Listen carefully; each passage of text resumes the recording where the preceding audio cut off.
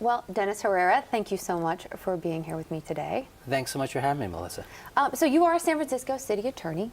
For those of us who aren't familiar with that term, could you describe what it is you do? What's your office? Well, the easiest way to think about it is to think of the Attorney General of the United States. You're the Attorney General of San Francisco. You're the general counsel to every single department, agency, commission, elected official. You draft all legislation. You do all labor negotiating and contract negotiating. But the thing that is unique about our office is what we do in litigation. Of course, we defend the city when the city gets sued, but we also act proactively in an affirmative way.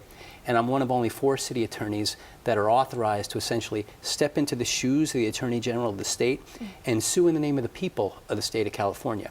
And that is where we do some of our most groundbreaking work and what I think gives us our national reputation for excellence and really is some of the most rewarding work that we do. So that's a synopsis of it. It's an incredibly diverse and large department with 350 employees that are involved in virtually every facet of San Francisco government.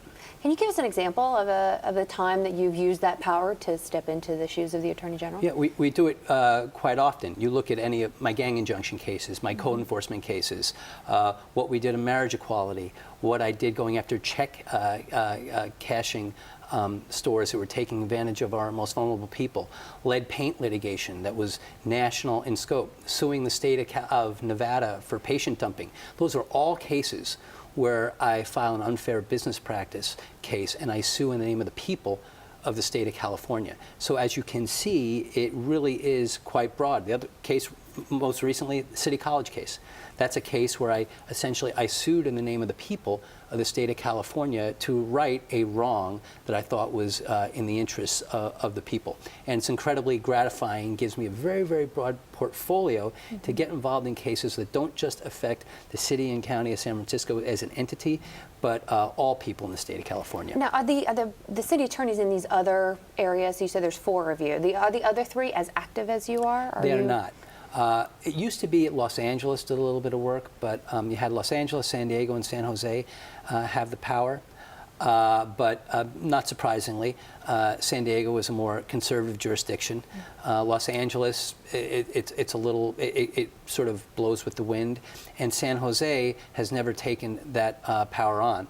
But I'm kind of lucky in that I think that people here in San Francisco expect that we're going to get involved and use the power of the law to make a difference in people's lives each and every day, and that's something that I believe in. It's what my philosophy is, and I think that when you look at the gridlock that is occurring in Washington, D.C. and elsewhere, that people see that you can make a huge difference at the local level, really in your community, and that's something that I take very seriously. Now, you have been, since you were elected initially in 2001, you have been re-elected 3 times now with literally no opposition. Do you feel like that gives you more of a mandate to run out there and be active? Yeah. And do you even bother raising money anymore for campaigns? I do raise money, but I don't raise as much money when I'm unopposed as I do when I am opposed. But I do think that elections are about, even when you're unopposed, you have to go out and ask for people's support and make the case as to why you deserve their vote. People need to hear from you. They need to interact with you, and I think it would be the height of arrogance for me not to go out and ask for people's support. So it's something that we do.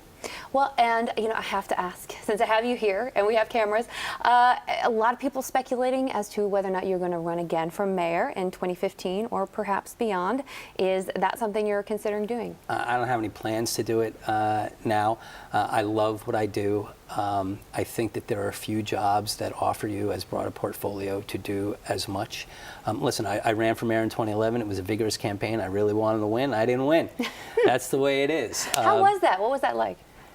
It was a unique experience. I mean, there's a lot of positives and negatives. I mean, you give up a year and a half of your life like I did. There are a lot of sacrifices, and my lovely wife Ann and my son Declan put up with a lot, and it was personally trying.